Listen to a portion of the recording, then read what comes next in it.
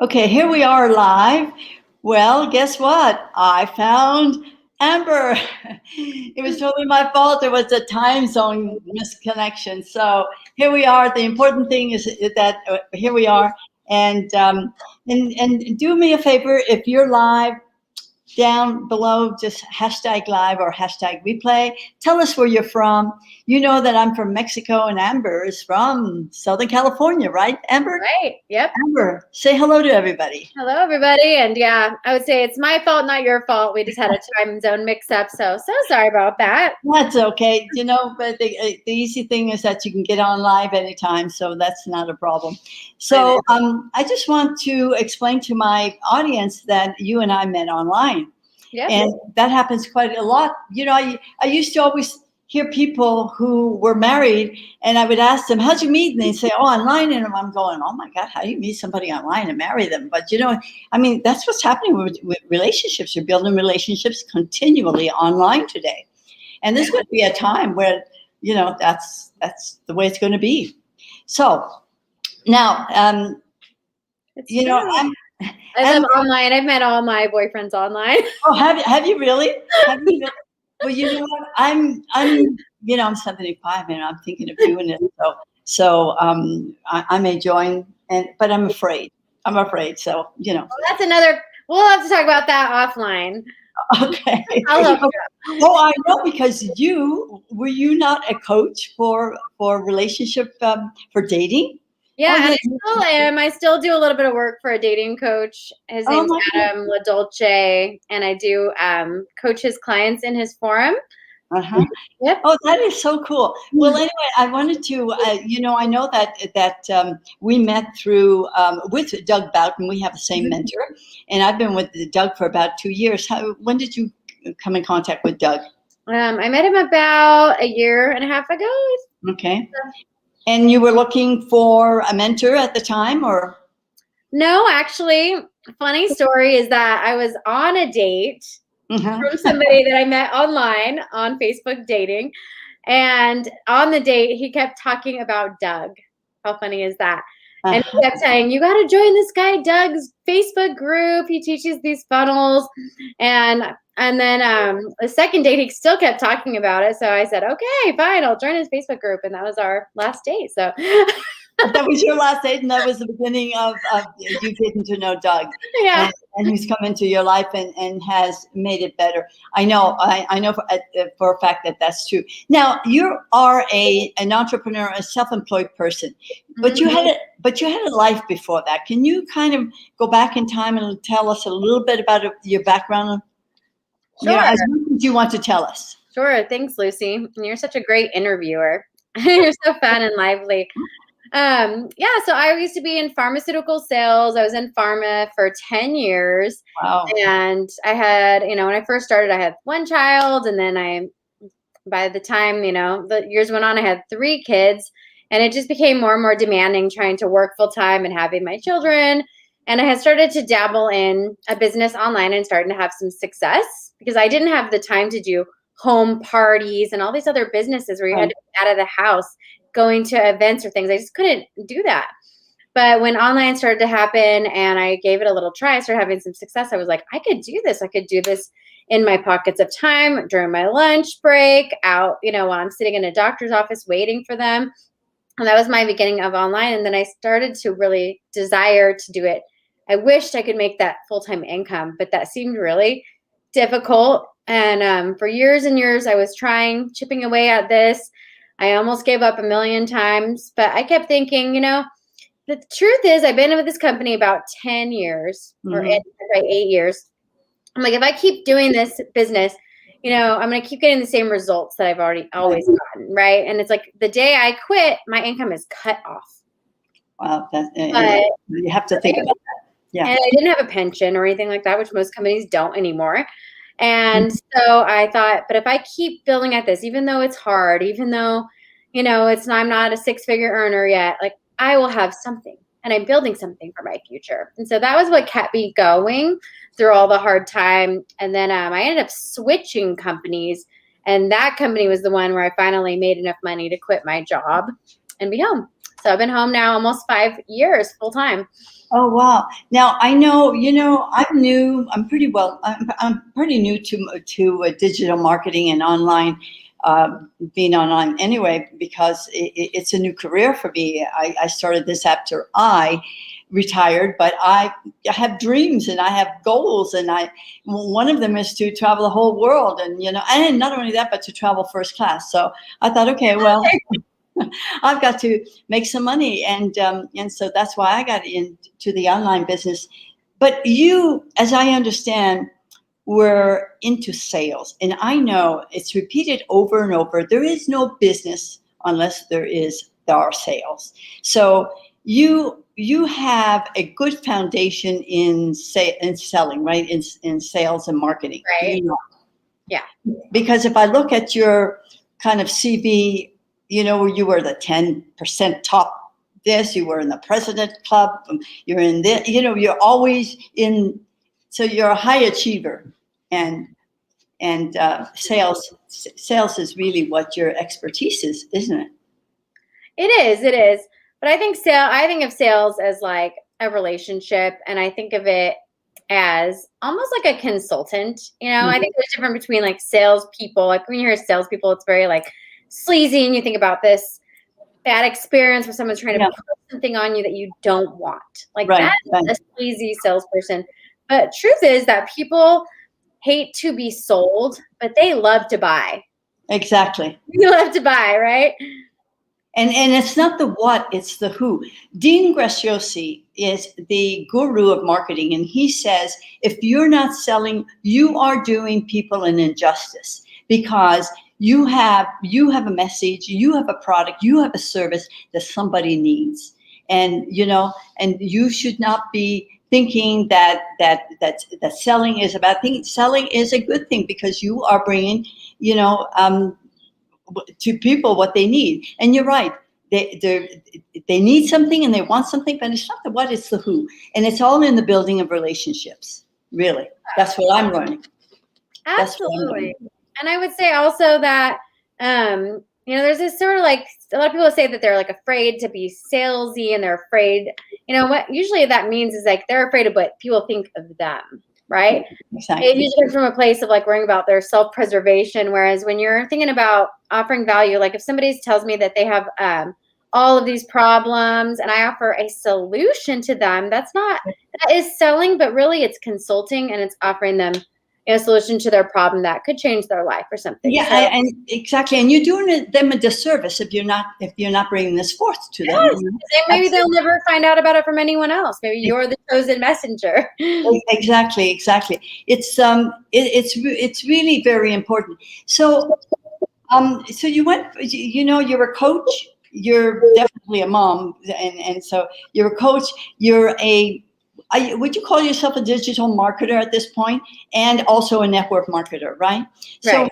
So coaching, of course, can be the umbrella for all of those, because, I can see now why you're doing so well, because you have all of this experience, behind you. And so tell me, why network marketing?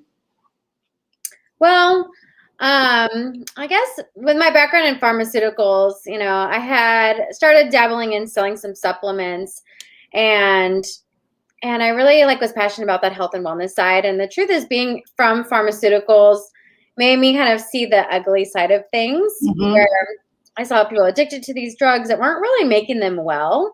Right. And I started to learn finding about the root cause of disease.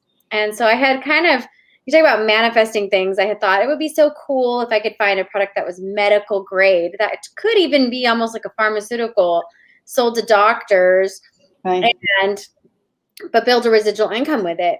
And I love this phrase that is, I'd rather have 1% of 100 people's efforts than 100% of my own. Absolutely. And so that's where network marketing came in. And I know network marketing has kind of a negative, view, like people look at it kind of down on it. But the company that I'm with is actually like one step away from the network marketing. I would say it's a little bit more of like an affiliate type of deal. Okay. And so I do have a team of people that sell, and I love that, because, there's power in a team. and having people that have different talents than me. But then also I lead the team. I get to mentor people. So I not only get to help customers, help health solutions, but I get to help my team learn social media and mentor them. And so I kind of get, in my opinion, the best of both worlds there. Absolutely. You can blend the coaching and your knowledge in pharmaceutical and of course the health and wellness. Now, I'm going to say, okay, two things I want to talk about. I remember Tony Robbins in one of his UPW, Unleash Your Power Within, saying that when he first got into business, one of the things that he wanted to do was network marketing. And the reason he didn't get in was because network marketing had such a bad name. That was 40 years ago. Right. I got into network marketing 30 years ago. It had a bad name, but I had such a great company called Rexall that I thought, oh God, that's a great name. And I got into it and I was doing really well. But unfortunately, the company did something, they sold the company. So I was really upset. So I got out of that. And then what comes to my mind is Bob Proctor. Are you familiar with Bob Proctor? Oh, yeah, I love him. Bob Proctor says over and over again, if he had to do it all over, it would be network marketing. He said that's the way the future is going in network marketing, because it just makes a lot of sense. So I hear all these people all the time. I'm listening, and so many people come and approach me, and I'm going, oh well, I've had a good experience, but a bad experience. So I'm always kind of worried. And then the second thing is, collagen seems to be a big thing now. Everybody's talking about collagen. And everybody's trying to get on the bandwagon, so to speak, And I know that your company deals with liquid collagen. Can you explain to me why all of a sudden collagen is such a home word, really? Yeah, it's interesting because my CEO of our company, well, I was with them back before they got purchased as well, so we were with. It was a small local company here in Southern California. My friend's husband was the VP of the company, and I was full of skepticism as well, honestly. Mm-hmm. Back 30 years ago, actually, the lady Asma that I work with, who's CEO, and also just was named one of the top 3 CEOs in the whole world, fastest growing women-led companies, which is exciting. Her family is actually kind of responsible for the collagen market. So they had been doing research in this field forever. Her family had been like distributors distributed to the supplement companies like the Vitamin Shop and GNC. So they would sell the powders, the pills to these companies that would, sell the collagen. And then, so it's just as education has grown, and it's not only just like the education of collagen and the health benefits, but then it's also the baby booming generation. So as the baby boomers are getting older, there's this huge demand. Right. But the downside of that is that there's a lot of manipulation as well. So there is actually now becoming guidance agencies starting to come out. They're going to like regulate collagen because there's so much people just trying to make profit. Because they're like, oh, collagen is booming. We're going to make a powdered collagen. And you don't know what they're putting in there. They can be putting in things that are unsafe, things that cause disease. Right, exactly. Things that have, cancer cells. Like, it's really interesting market. And that's why I like this brand, because they're clean. They're the highest gold standard of manufacturing. It's clinical grade. They have clinical proof. So that was where I was interested, and I like to educate people about it because they're buying a lot of junk out there. Yeah. Yeah. And there's also many types of collagen, some for joints, some for skin. Well, how does one know that one is deficient in collagen? I mean, I know that, one time I had a haircut, and my haircutter says, I think you should be taking collagen. I'm thinking, why should I be taking? Well, I probably, we know that collagen, pumps up the skin, and, what's he talking about collagen in my hair for? I mean, what is it that he was seeing that I didn't understand? Well, it's collagen and hyaluronic acid are two of the components. And with our product, we have is the collagen and the hyaluronic acid. So I say those two kind of work together. Okay. So they would say sometimes people are actually saying you need collagen when you actually need hyaluronic acid. That's the other thing that people don't really know. Like when people get fillers in their skin, that's hyaluronic acid. So I would say someone has hyaluronic acid deficiency when they have a lot of wrinkles. And so that can be both tied to collagen. So it can be both, the collagen and the hyaluronic acid. But with the hair, it could be like the brittleness, the hydration, the fullness.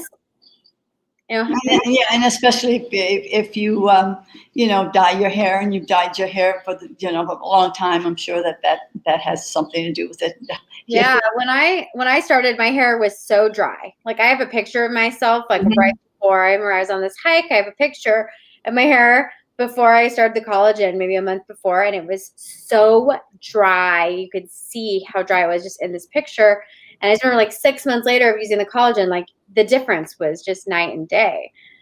Yeah. So your company deals with liquid collagen, right? What is the difference between? Is it something like a vial that you take, or because there are pills out there for collagen, and of course my haircutter was talking about me going out to buy collagen pills, and here I am in Mexico, and I thought, well, I don't know what I'm going to be buying. I'm going to wait to find out something more about that. Yeah, you got to be really careful too. Sometimes in certain places of what you're getting. So the pills, I started out the same way. I had like my friend sent me an article on collagen, Great Lakes collagen, and she's like a health advocate, and this was, and so I would like do whatever she does, and so I bought this Great Lakes collagen, but it was disgusting. It was like a powder, and you had to mix it, and it tasted kind of gamey. I didn't know that if you put it into hot tea, it would turn hard, and it was Jesus. And I would try to and you're supposed to have it twice a day. And I couldn't even stand it. Like it was so gross to me. And then I heard about the liquid, which is much more expensive. And I was like, I don't think it's worth it. My friend says, oh, well, powder and pill only has 10 to 20% absorption. And then liquid has 98%. And I was like, well, what does that mean? I'll just take more collagen. Haha. Like I'll trick her, right? And so I bought the pills, and I find, again, I had the compliance issues. Wasn't complying. And if you don't comply, it's useless, right? You don't do the right proper dosage. So the other thing is that when she actually had their family sold the powder and the pill before they made the liquid, when Asma converted that powder into the liquid, they had been using this for joint care specifically. The type 2 collagen is for your joints. But when they converted to liquid, that's when their anti-aging benefits happened as well. So that they could see it in the skin. The hair was growing back in men. It was like Botox in a bottle, but it was also helping their joints and even increasing their bone density. So people have osteoporosis. Yeah. And we can see it in bone scans. It grows cartilage back. And so a lot of significant benefits. And you're just not getting that with powder. You get a lot. And I would sell to doctors, and I started with doctors, right? I started talking to, and they're like, oh, well, doesn't most of that get eaten up by your stomach acid? And that's what happens when you take powders and pills. And I recently learned that this huge amount of patients, like 20% or something, of people that go in for liver problems, is because of supplements that they're taking. Oh, wow. Because when you're taking all kinds of pills that are taxing your kidneys and your liver, when we deal with pharmaceuticals all the time, because people were on all these medicines. And so anything that did not need to go through the liver or their kidneys was really a big benefit. So when you're taking a liquid that actually absorbs sublingually right into your tongue, goes right in, it's not even needing to go through the liver or kidneys to be converted. So you're helping your whole body in that way too. It's one less thing that your body has to process. Your body has to process, right? And it knows exactly like where to go in your body. That's really interesting. People just need to self-knowledge themselves, about these things because I think that's what the FDA is always worried about. That people are going to take these supplements and they're not really working well for them, and they can cause other problems for them. So other than, and you know, it's all controversial, a lot of it. But that's what it is. And unfortunately, there's, you know, since it's not regulated, there isn't, you know, FDA only regulates things that are toxic. Right. And things that have to be properly dosed. Right. Keep you safe, you know, but supplements is a whole different ballgame, and you can still have unsafe things. You can. You absolutely can. So the other thing that I want to talk about is digital marketing. It used to be that when you were in network, excuse me, if you were in network marketing, most companies wouldn't allow you to go online to sell your product. That has changed a little bit, hasn't it? Yeah. There are still some companies that are living in the dinosaur ages, though, that want to get people on three-way phone calls and home parties. But, you know, we have people that are a lot of people that are finally like moving online. And it's interesting how much can be sold online these days. You know, I think we learned that through the quarantine, and you know, people having to be forced online. And, you know, it's probably harder to sell something that's fragrant, you know, online, but people are still doing it. Yeah, it's amazing. Amazon really did really well this past year, for sure. And so many other companies. So I know, you know, being a member of ClickFunnels, which I know you are too, who comes to mind is Steve Larson, who is really very popular with ClickFunnels. And if you've ever done the OFA challenge, the One Funnel Away challenge, he is one of, or at least he was one of the mentors.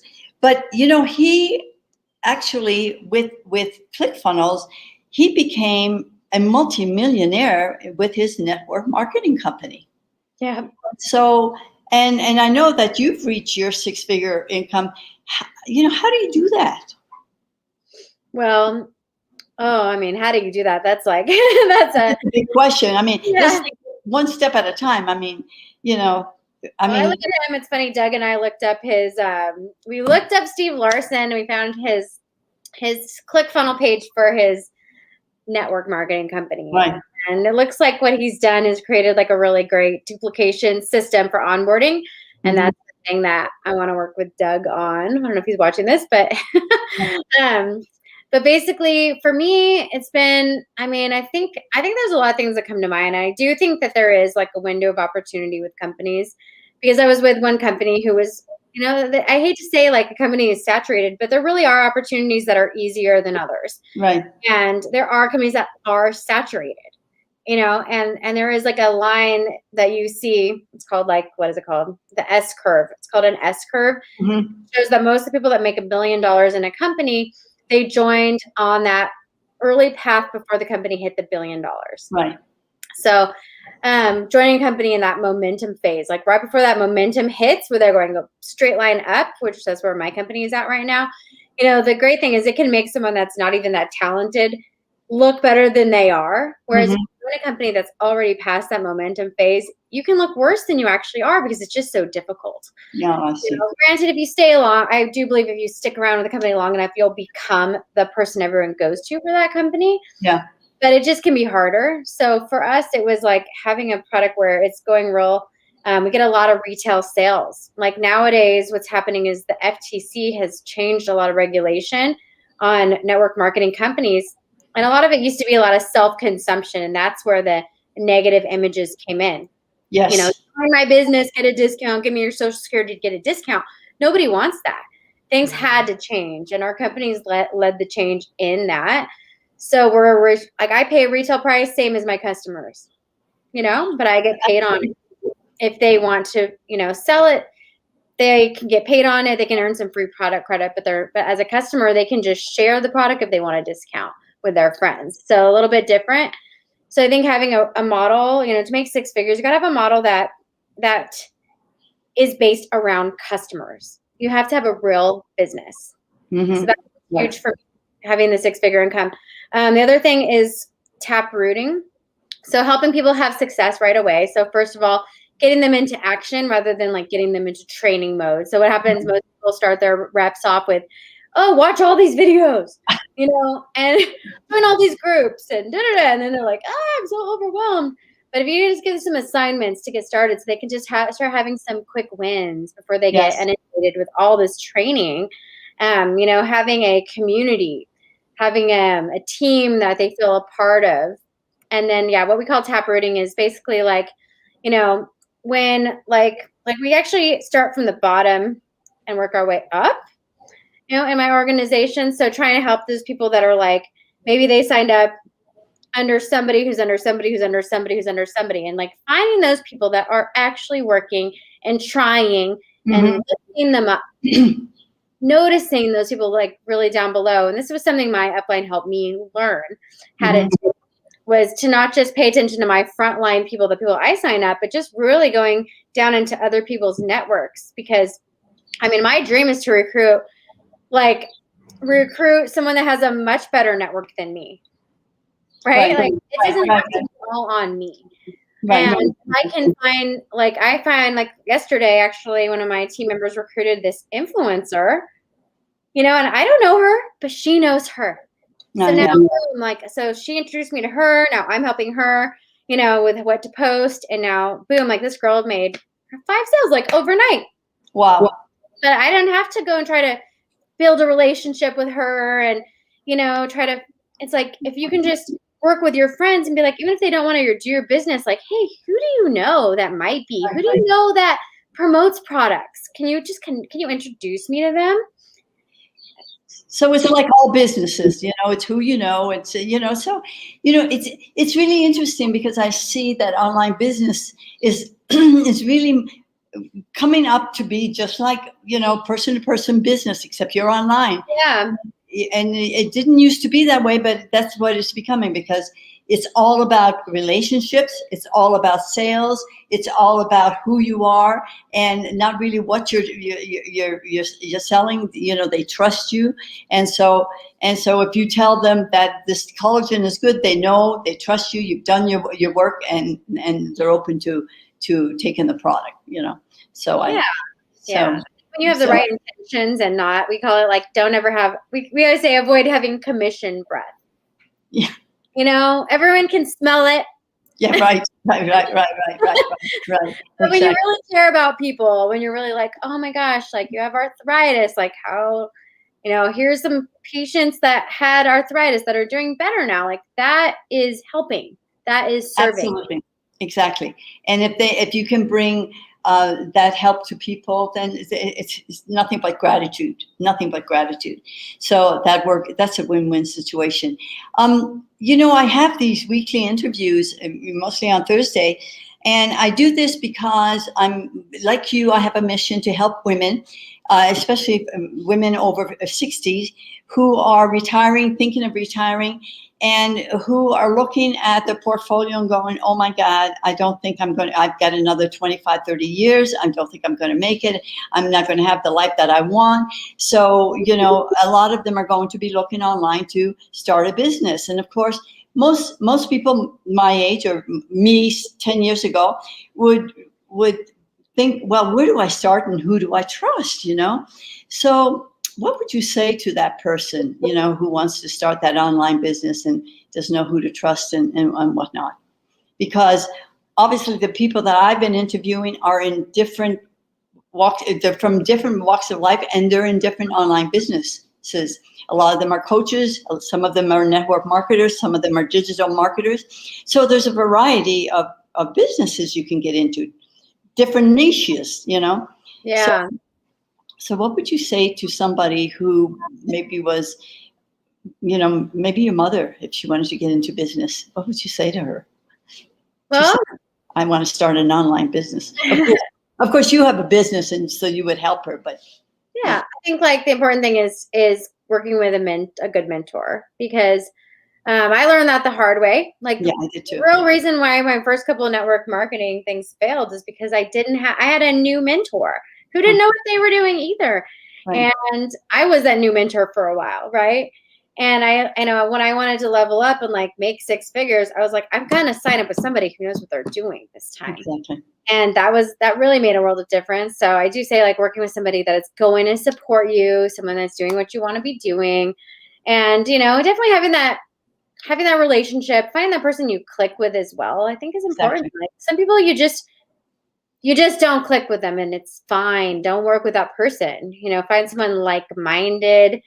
And especially if you can find someone that's referred by someone else, you have some mutual connections. I think that really helps. But I think you get a good feeling for people. Right. You can tell if they're really doing what they're preaching. I wouldn't sign up with someone that just, hey, I'm doing this new thing, and then they're going to drop you 2 weeks later. Maybe somebody that's flaky and they're constantly, I see people in network marketing all the time, and they burned me out because they've been like, oh, I'm doing this thing. Oh, 6 months later, oh, look, this is the next big thing. And this is the next big thing. Yeah. And those people I will not work with, period, anymore.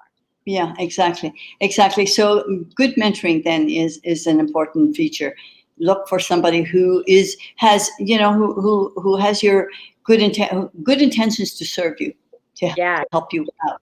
Yeah, so that's time for you. Somebody, like we mentioned, we talk about like ClickFunnels, and a lot of people they might go straight to ClickFunnels, but it's so much better to work with somebody that's an affiliate because they're going to be able to help you through it rather than, you can't go to work with Russell Brunson. He's busy, Well, that was a learning curve for me. I know I'm going to be that great bridge between the women over 60 who want to get online, because I've gone through that. I went directly to ClickFunnels, lost, crazy. I knew there was a great product, but I didn't know where to go, who to start, who to contact, and so I had to kind of look for people, and I finally found, Doug, and but that's important. That's important that if you know somebody, then you can lead them to that person. Now that you mention it, that mentoring is so important for somebody who's starting off in business, and